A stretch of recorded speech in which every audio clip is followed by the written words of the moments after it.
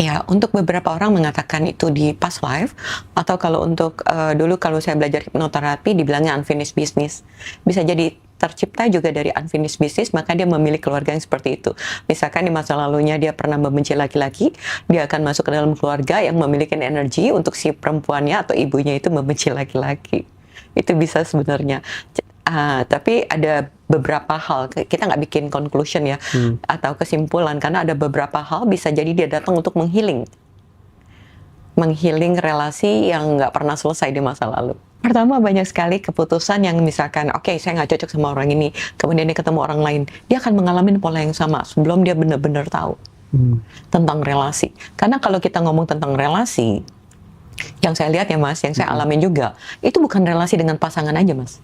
Kita relasi dengan, baik itu dengan tubuh kita, dengan semua energi dalam diri kita, termasuk dengan pasangan, dan termasuk dengan anak, termasuk dengan orang tua, dan semua, itu semuanya bentuk relasi. Termasuk dengan uang? Ya, termasuk dengan uang. Termasuk dengan semesta, termasuk dengan bumi ini. Kita berelasi dengan uang, dengan bisnis, dengan bumi ini juga. Tapi memang ada elemen relasi yang biasanya diberikan di dalam kelas tentang elemen apa aja sih yang perlu kita miliki dalam relasi gitu loh. Jadi cinta itu bukan pilihan yang punya ekspektasi, itu bukan salah satu tools dari akses. Gimana caranya Coach Vena bisa ngedeteksi ya, bahwa anakku tuh ternyata adalah leluhurku sendiri. Teman-teman, kali ini aku lagi bersama dengan Ci Vena. Bersyukur malam ini kita bisa jumpa lagi, tak lain dan tak bukan tentunya untuk terus belajar ya. Kali ini aku pengen nanya-nanya nih seputar relasi, Ci, ya kan? Kadang kan kita itu mencintai seseorang, memiliki pasangan, tapi diam-diam kadang tuh kita juga pengen mengubah, pengen mengontrolnya gitu kan, sehingga ya pasangan itu tidak bisa bertumbuh sebagaimana seharusnya dia bertumbuh gitu. Pola seperti ini kan dalam hubungan relationship kan sering terjadi gitu. Kenapa bisa begitu gitu ya? Solusinya gimana terusan? Kan nggak enak ya hidup menjalin hubungan dengan seseorang dalam kondisi yang seperti itu. Iya, biasanya pola-pola tentang relasi juga kita adopsi dari orang tua, cenderungnya seperti itu. Misalkan kalau si ayahnya itu kasar kepada ibunya, terus gitu mungkin ibunya berharap supaya anaknya tidak mengalami seperti apa yang dialamin. Nah, itu ada proyeksi tuh dari ibunya ke anaknya. Terus kemudian atau anaknya tuh bereaksi ketika melihat situasi. Dia bereaksi dan yang berharap adalah aku nggak akan ngalamin seperti apa yang ibuku alamin. Nah, ketika gambaran itu masuk, dia mengatakan kan, saya tidak ingin mengalami itu. Jadi dia masukin dulu gambarnya untuk supaya tidak mengalami hal itu. Nah, tanpa sadar data itu udah pernah masuk. Padahal niatnya biar nggak ngalami. Iya, tapi kan dia harus tahu dulu untuk supaya tidak mengalami hal itu. Jadi filenya udah diambil dulu untuk tidak mengalami itu. Nah, sayangnya tubuh kita nggak bisa membedakan mana itu yang dia mau dan tidak, karena filenya udah begitu diambil, dia sudah masuk, terus dia menginginkan sesuatu yang berbeda. Tapi kan data rasa itu udah ada, pikirannya udah ada, perasaannya udah ada, dia udah ngerasain kecewanya ibunya, dia ngerasain kenapa ayahnya begini, kenapa ibunya begini, kenapa kok mereka nggak bahagia, itu dia udah rasain ketidakbahagiaan. Nah, itu yang udah masuk Mas, dan itu dibilang zona nyaman. Zona nyaman adalah sudah terbiasa dengan relasi atau lingkungannya seperti itu, rasanya, pikirannya gitu. Nah, tanpa sadar dia akan menarik pasangan yang dia kenal energetically-nya. Gitu. Mungkin nggak kondisi-kondisi hubungan relationship yang tidak sehat itu tidak dipengaruhi oleh data yang masuk ketika dia masih kecil, baik itu di lingkungan keluarga ya kan, atau kemudian saat kemudian dia nggak hanya waktu masa kecil ya, waktu masa remaja atau apa gitu, tapi ini justru akibat dari orang sebut misalnya kayak karma yang harus dibayar. Mungkin ada kaitannya di kehidupan yang lalu atau gimana? Ya, untuk beberapa orang mengatakan itu di past life, atau kalau untuk dulu kalau saya belajar hipnoterapi dibilangnya unfinished business. Bisa jadi tercipta juga dari unfinished business, maka dia memilih keluarga yang seperti itu. Misalkan di masa lalunya dia pernah membenci laki-laki, dia akan masuk ke dalam keluarga yang memiliki energi untuk si perempuannya atau ibunya itu membenci laki-laki. Itu bisa sebenarnya. Tapi ada beberapa hal, kita nggak bikin conclusion ya, atau kesimpulan, karena ada beberapa hal bisa jadi dia datang untuk menghealing relasi yang nggak pernah selesai di masa lalu. Jadi atau dia trauma tentang relasi di masa lalu gitu. Jadi ada banyak faktor yang biasanya kita lacak energinya itu seperti apa dan bagaimana gitu. Terus kalau misalnya ya kita terjebak, misalnya kita menggenggam perasaan pasangan gitu ya, dikit-dikit kita ngatur, dikit-dikit kita ngontrol, dan hal seperti itu kita tahu bahwa ini nggak bener nih. Cinta yang bener itu kan harus membebaskan gitu kan. Yes. Tapi itu terus saja berulang-ulang. Terus gimana dong? Masa mau gini terus gitu kan? Solusinya apa dong kalau versinya Coach Vena? Kalau versinya aku ya kita ngelepasin dulu dong energi kita. Kita nggak mungkin membuat orang lain berubah dulu. Biasa ada datang, Coach, gimana ya biar suamiku begini-begini? Kita nggak bisa ngubah orang lain. Karena yang datang kamu, yang perlu berubah kamu. Ya, sehingga data magnet energetically-nya yang membuat dia seperti itu, kan kita menarik nih, misalkan, oh kalau laki-laki kok tega sih sama perempuan, kok pelit sih dalam konteks keuangan misalkan kayak gitu ya. Nah, dia perlu melepaskan dulu rekaman tentang pola-pola yang dia tahu tentang bagaimana laki-laki memperlakukan wanita. Baik itu dari orang tuanya, baik itu dia lihat dari film, baik dari apapun. Dia perlu melepaskan data itu. Selama data itu masih ada, itu ibarat kayak dia mau laki-lakinya itu baik, tapi datanya masih ada, kayak gas dan rem kan, nggak mes. Dan sedangkan perasaan itu kan udah sangat real, dia udah ngalamin gitu. Jadi perlu dilepaskan dulu. Nah, ketika dilepaskan, jadi dia benar-benar, kalau di dalam kelas ya Mas, itu ada elemen-elemen dalam membangun relasi yang perlu dimiliki sama diri kita sendiri. Kita aja nggak tahu bagaimana mencintai diri, terus berharap orang lain mencintai kita, kan nggak mungkin. Ya, kita aja nggak melayani diri kita, kita berharap orang lain melayanin kita. Itu nggak mungkin. Jadi ada elemen-elemen yang dimana kita harus memiliki relasi yang baik dulu dengan diri kita sendiri. Gitu. Sebelum kita menarik pasangan yang memiliki elemen yang sama. Jadi pertama saat kita ke-trigger, PR utamanya itu harus clearing dulu ke dalam gitu ya kira-kira ya? Iya, kebanyakan semuanya adalah membersihkan semua perasaan, pikiran, emosi tentang relasi dari masa lalu yang bahkan kita bawa sampai ke sekarang. Jadi ada orang yang datang untuk hanya membenci pria karena mungkin di past life-nya tuh dia pernah disakitin sama pria. Dia datang dan kemudian menarik kejadian-kejadian mungkin dari ayahnya, terus dari kakaknya memperlakukan dia yang laki-laki ya, hanya untuk memvalidasi bahwa pria itu nggak baik. Itu bisa loh dibawa dari past life. Atau dia pengen menghealing gitu kan, ingin menghealing. Jadi dia mengalami kejadian-kejadian yang tidak nyaman untuk laki-laki, untuk bagaimana bisa mengubah laki-laki seperti yang dia mau. Karena dia pikir kalau aku bisa mengubah laki-laki, aku bisa membantu banyak wanita gitu. Tapi kan dia mengalami problem demi problem untuk menemukan key-nya, untuk menemukan solusinya. Nah, kalau diakses, ya, kamu datang bukan untuk menghealing, kamu datang untuk co-creation bersama dengan wanita dan pria gitu. Berarti kalau misalnya kita udah clearing, udah melakukan segala macam, artinya kita bisa sama-sama mencintai, bertumbuh bersama tanpa saling mengontrol begitu? Ya, karena kalau cinta diakses itu nggak ada Mas.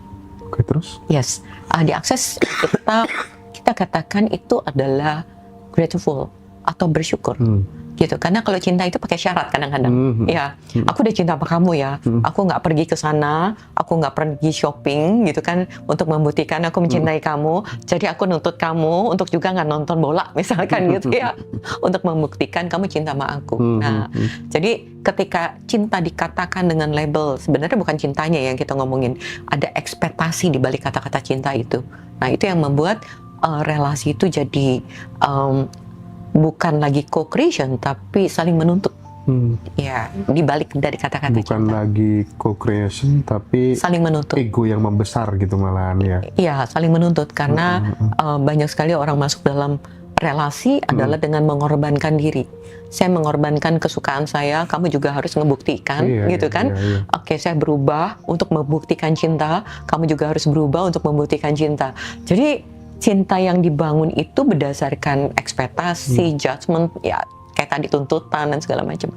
Oh, sama satu lagi Mas, ada energi yang paling cukup besar itu adalah tentang kompetisi. energi berkompetisi antara laki-laki dengan perempuan, siapa yang paling benar, siapa yang paling salah. Aku paling tahu gitu kan. Nah itu juga merusak di dalam relasi. Ya. Tapi sepanjang yang diamati oleh Coach Vena, banyak klien konsultasi dan lain sebagainya, termasuk teman-teman yang ada di kelas gitu, rata-rata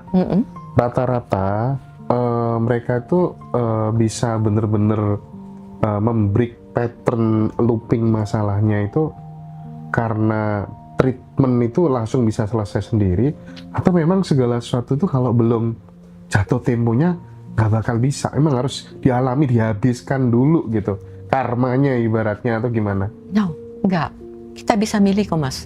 Kita milih mau menjalanin karma, atau kita bisa milih untuk selesai. Karena ini kan masa lalu. Gitu kan, masa lalu, dan I'm done dengan masa lalu, saya selesai dengan masa lalu, dan saya memilih yang berbeda. Tapi kalau kita bawa data dalam kehidupan sekarang, nah makanya yang kita bawa itu akan memproyeksikan ke masa depan. Bagaimana jika datanya I'm done, selesai, saya memilih saat ini. Nah, pilihan kita itu akan berkembang, jalannya berbeda, pasti jalurnya akan berbeda. Gitu. Oke. Dan kalau misalnya dalam konteks hubungan tuh memang bisa dibilang sudah tidak selaras lagi dan lain sebagainya gitu, apa yang bisa menjadi indikator bahwa tubuh kita itu mengirimkan alarm nih, kayaknya aku harus udah deh, dan aja deh, kayaknya harus kita divorce aja atau gimana kayak gitu tuh, untuk menentukan pilihan itu memang bener-bener terbaik kalau berdasarkan tubuh itu apa indikatornya apa? Pertama, banyak sekali keputusan yang misalkan saya nggak cocok sama orang ini, kemudian dia ketemu orang lain, dia akan mengalami pola yang sama sebelum dia benar-benar tahu tentang relasi. Karena kalau kita ngomong tentang relasi, yang saya lihat ya Mas, yang saya alamin juga, itu bukan relasi dengan pasangan aja Mas. Kita relasi dengan, baik itu dengan tubuh kita, dengan semua energi dalam diri kita, termasuk dengan pasangan, dan termasuk dengan anak, termasuk dengan orang tua, dan semua, itu semuanya bentuk relasi. Termasuk dengan uang?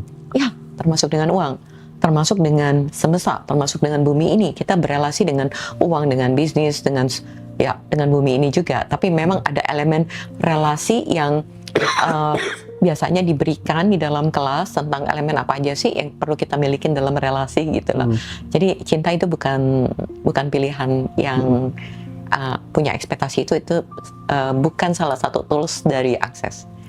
Bisa dijelaskan secara spesifik dan komprehensif nggak kira-kira kelas relasi itu seperti apa gitu, termasuk seberapa banyak sih menolong sahabat-sahabat kita setelah ikut kelas relasi? Kalau kelas kita yang biasanya itu kan money awareness, pesertanya banyak sekali, tiap bed banyak banget tuh, heran sih. Nah sekarang relasi, aku pengen tahu money awareness, teman-teman udah mulai familiar lah ya, tiap bulan. Aku pengen fokus ke itu dulu, apa relasi, kelas relasi itu yang kayak gimana coba? Kalau di dalam kelas relasi itu kita banyak melakukan clearing, kita ngecek apa sih artinya tentang relasi yang kita bawa dari kehidupan sekarang, relasi yang kita tahu dari past life. Terus kemudian apakah kita datang ke sini untuk menghealing, apakah kita datang untuk memvalidasi gitu. Terus kemudian apakah kita sudah memiliki relasi yang baik dengan diri sendiri, apakah kita sudah punya elemen-elemen tertentu dalam relasi gitu. Dan ada lagi sih yang lain. Ada rahasia dong. Oh iya. Tapi yang berubah ya Mas, itu saya ngelihat hubungan ibu dengan anak ada yang berubah sangat jauh, dan saya sendiri ngalamin hal itu gitu kan. Kalau dulu tuh saya pernah ngelihat anak saya kayak saya punya 3 anak, tapi anak saya yang terakhir itu yang paling suka setiap kali ketemu kayak gitu, kayak pengen marah gitu kan, selalu pengen marah. Dia sama saya dengan dia kayak seperti itu, kayak energinya padahal nggak ada yang salah gitu, tapi kayak ada rasa marah gitu dan ingin mengkontrol. Terus kemudian begitu saya cek, yang saya tahu adalah ternyata sudut pandang saya sebagai seorang ibu adalah saya lebih tahu dibanding kamu. Dan anak saya merasa dia lebih tahu dibanding saya. Dan ketika saya ngecek, tau nggak Mas, dia adalah my ancestor, leluhur saya. Jadi dia merasa gue yang lebih tahu dibanding kau, Mam, gitu kan, even you mom gitu kan. Jadi terus saya, oh wow gitu kan, saya nggak mengizinkan dia untuk berkontribusi sama hidup saya. saya selama ini menggunakan tadi energy control sebagai seorang ibu gitu. Terus akhirnya begitu saya berubah energinya, dia yang sangat nurturing saya sekarang. Jadi kalau pergi, kalau ketemu, bukan saya yang belai dia dulu, dia yang belai kepala saya, yang dicium saya. It's like bener-bener kayak dia lebih tua dibanding saya gitu kan. Dan dia yang bilang, "Mam, you kalau dress ke sini, kamu kalau ini begini," gitu. Jadi saya mengizinkan aja untuk dilayanin. Dan itu benar-benar sangat luar biasa. Dia bisa bawa saya ke dalam satu store yang bikin saya kaget. Dia bisa beliin saya sesuatu yang bikin benar-benar saya kaget. Dan itu yang berubah buat saya waktu itu, hubungan dengan anak. Dan saya kaget bahwa, oh, begini rasanya ya ketika aku nggak membawa lagi level yang berbeda gitu. Nah, bawa sebagai seorang ibu lebih tahu gitu maksudnya ya. tapi pada saat terjadi sebuah transformasi tadi ya, energinya berubah tadi Yes. gitu. Yang dilakukan sama Coach Vena apa sih sehingga energi itu bisa berubah dan akhirnya realita jadi ikut berubah juga gitu. Itu gimana? Yes, yang waktu itu saya clearing adalah bahwa saya lebih tahu dibanding kamu. Kamu nggak tahu apa-apa gitu. Itu saya proyeksikan ke dia deh. Dan kemudian setelah saya clearing dan saya memiliki kemudahan sama dia dan mengizinkan dia berkontribusi, dan itu change. Ada lagi cerita. Jadi salah satu temen lah ya gitu, dia sama-sama belajar dan segala macam, dia ketemu pacar. Nah, pacarnya itu suka mukul. Ketika mukul itu sampai ketemu sama aku di CP itu ininya biru lah, apalah segala macam. Saya bilang, your relationship nggak sehat loh, aku bilang gitu. Masih pacaran aja udah ada abuse ke dalam tubuh gitu. Terus dia bilang, iya Ci, gimana caranya lepas? Ya kamu memilih dong, aku bilang gitu, mana yang baik buat kamu. Terus kemudian dia udah putus Mas, tapi nanti balik lagi. Udah putus balik lagi. Itu teman-teman kita itu udah sampai bantu healing. Kan dulu aku belajar banyak, jadi ada komunitas dan itu teman-teman juga jadinya. Udah bantu healing dan segala macam, masih balik lagi. Dan sampai satu saat dia telepon saya, dia di rumah sakit. Aku di rumah sakit, Ci, dia bilang gitu. Terus aku cuma bilang, oke, kamu meminta saya datang, sorry, aku nggak mau membeli lagi kamu punya drama. Ci, itu udah belajar akses tuh ceritanya. Jadi kalau dulu tuh, wah kasihan dan segala macam. Begitu belajar akses, sorry aku tidak membeli drama kamu. Oke, so your choice. Konsekuensi kamu yang ambil gitu kan, resikonya ya kamu yang ambil karena itu pilihan kamu dan kamu sudah tahu konsekuensinya, that's your choice gitu. So there is no pity lagi ke kamu, aku nggak kasihan lagi sama kamu gitu loh. Ya kalau dulu tuh aku pakai kasihan ya, kalau sekarang no, your choice, pilihan kamu yang tercipta itu, that's it, udah. Jadi nggak ada empat, nggak ada apa, cuma netral. Cuman saya sadarin bahwa ini pilihan kamu dan itu konsekuensi, selesai. 1 bulan kemudian dia bilang, Cici please deh ketemu sama aku. Terus dia bilang, kamu mau ketemu aku untuk menceritakan yang sama, drama yang sama atau something yang berbeda, apa yang kamu mau? Aku bilang gitu. Terus dia bilang, aku mau berubah. Oke, kalau mau berubah kita ketemu. Pas begitu ketemu, terus aku tanya dalam hati, aku nanya dalam hati, itu aku baru belajar akses awal-awal Mas, baru sekitar 8 bulanan belajar akses ya, udah pakai toolsnya. Terus aku bilang, dalam hati aku tanya, so truth, what your relationship with this person? Maksudnya, truth, sebenarnya relasi kamu dengan laki-laki itu apa? Langsung pop, boom. Terus, langsung pop yang aku dapat apa Mas? Ternyata dia adalah ibu yang dulu ninggalin anaknya. Jadi pacarnya itu adalah dulu anaknya yang ditinggalin. Jadi love and hate jadi satu. Jadi kayak dia merasa bersalah kalau ninggalin pacarnya lagi gitu. Jadi kayak selalu mau ninggalin, merasa bersalah. Terus kalau yang laki-lakinya itu merasa dia membutuhkan si perempuannya, tapi di sisi lain dia benci sama si perempuannya karena dulu dia pernah menjadi ibunya gitu loh. Dan ketika berubah, oh my god, sekarang mereka udah kayak benar-benar berpisah karena dia bukan relasi yang baik kan. Itu tentang ibu dengan anak loh yang konflik sampai ke sekarang menjadi pasangan gitu. Dan ya kedua-duanya sekarang happy lah dengan pilihannya karena nggak kebawa lagi dari energi di past life gitu. Itu yang saya lihat yang tapi menariknya gimana sih, teman-teman mungkin juga penasaran ya, gimana caranya Coach Vena bisa ngedeteksi ya, oh bahwa anakku tuh ternyata adalah leluhurku sendiri gitu misalnya. Nah kayak gitu bisa nggak sih di share gitu ke teman-teman? langsung aku tembak aja ke bihnya. So truth apa? Bukan pakai pikiran terus langsung muncul tuh. Oh iya. Ya, jadi dalam kelas foundation itu kita latih untuk seperti itu. Nah, kemarin ada yang ikut dari kelas foundation, Ibu Irma kalau nggak salah yang di Bandung. Dia ikut dari Ngaji Rosso, terus gitu dia ikut bar, saya ikut foundation. Nah, ketika ikut foundation sekarang, dia baru tadi laporan, gila coach, aku bisa baca ini ya, aku bisa begini, bisa begini. Everyone bisa, jadi gitu. Jadi sebenarnya nggak ada yang aneh, setiap orang bisa. Cuman hanya selama ini kita tertutup, ibaratnya kayak kita punya handphone, banyak data, banyak file. Ketika dilepasin, jalannya kan bagus kan. Nah, jadi sebenarnya kita bisa terhubung dengan semua molekul. Oh, kalau yang dibaca dari Hendra, dari tergantung Jenny dong Darko, yang mau ditanya apa. Jadi bisa ditanyanya apa. Oke, your truth, your relationship dengan Manika apa gitu. Jadi bisa begitu orang bersedia mengizinkan, begitu ditanya itu muncul. Oh, gitu. Tapi kalau orang itu nggak sanggup dan nggak bersedia, walaupun kita tahu itu nggak menghormatin untuk mengatakan gitu. Jadi kita juga menghormatin batasan orang. Ya, mengizinkan yang tadi. Mungkin dia mau belum waktunya atau apa, karena dia belum mengizinkan. Kalau dia mengizinkan itu cepat. Nah, money awareness itu, jadi tiap kelas itu walaupun sama, tapi energinya berbeda. Nah, ketika saya tembak, jadi kan manusia ada lapisan itu, Mas. Begitu ditembak satu, saya ngelihat, oh ada energi ini. Saya clearing lagi, oh ada energi ini. Begitu saya mau clearing, dia nggak sanggup. Dia udah palanya udah pusing, udah saya stop. Walaupun saya tahu ada energi lagi yang saya bisa kejar gitu loh. Jadi nggak, kadang-kadang itu bukan kebaikan buat dia kalau terlalu gitu kan, ya kayak kaget gitu.